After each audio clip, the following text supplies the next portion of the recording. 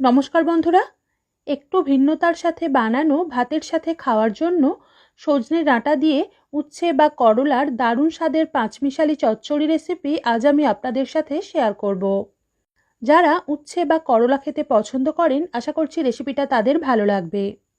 তাহলে আসুন সম্পূর্ণ রেসিপির প্রস্তুত প্রণালী দেখে নেওয়া যাক আমার আজকের এই ভিডিওটিতে।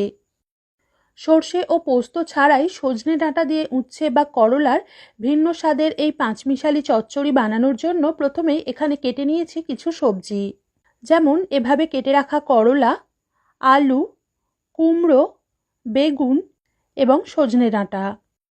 এবার কড়াইতে অল্প সর্ষের তেল গরম করে নিয়ে চীনাবাদাম দিয়ে কিছুক্ষণ ভাজার পর ভালোভাবে ভাজা হয়ে বাদামের খোসা ফাটতে শুরু করলেই এর মধ্যে বড়ি দিয়ে লালচে করে ভেজে বাদাম ও বড়ি তেল ঝরিয়ে তুলে রাখবো। যদি বড় বড়ি ব্যবহার করেন তাহলে ভেজে নেওয়ার পর একটু ঠান্ডা হলে বড়ির টুকরোগুলোকে ভেঙে নেবেন। তারপর বাকি তেলে অল্প কালো জিরে ফোড়ন দিয়ে 10 থেকে 15 সেকেন্ড মতো সাঁতলে নিয়েই করলার টুকরোগুলোর মধ্যে অল্প একটু নুন ও হলুদ গুঁড়ো মিশিয়ে 2 থেকে 3 মিনিট একটু হালকা করে ভেজে নেব।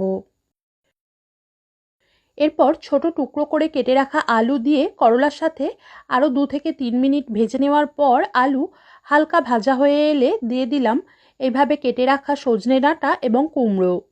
এগুলোকেও সব সবজির সাথে মিনিট 2 মতো ভেজে নেওয়ার পর একটু ভাজা ভাজা হয়ে এলেই এর মধ্যে দিয়ে দিচ্ছি এইভাবে কেটে রাখা বেগুন, একদমই অল্প অর্থাৎ একটা ছোট সাইজের টমেটোর 4 ভাগের 1 ভাগ, পরিমাণ মতো নুন, হাফ চামচ হলুদ গুঁড়ো, স্বাদ অনুযায়ী লঙ্কা গুঁড়ো আর 1/4 চামচ রসুন বাটা দিয়ে মিশিয়ে একটু নেড়ে নিয়েই দিয়ে দিলাম 2 চামচ ভালোভাবে ধুয়ে 30 মিনিট আগে পরিমাণ মতো জলে ভিজিয়ে একটু নরম করে জল ঝরিয়ে রাখা মসুর ডাল।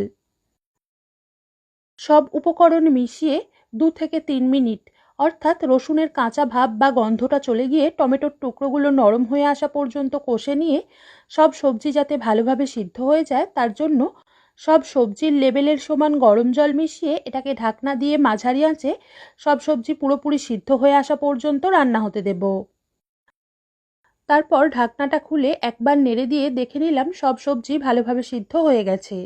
এবার নুন ও ঝালের স্বাদটা চেখে দেখে যদি প্রয়োজন হয় তাহলে অ্যাডজাস্ট করে নিয়ে ভেজে রাখা চীনাবাদাম ও বড়ি মিশিয়ে 1 মিনিট মতো নেড়ে নিয়ে গ্যাস বন্ধ করে সবশেষে অল্প কাঁচা সর্ষের তেল ছড়িয়ে কিছুক্ষণ ঢেকে রেখে নামিয়ে নিলেই আজকের রেসিপি পরিবেশনের জন্য তৈরি হয়ে যাবে।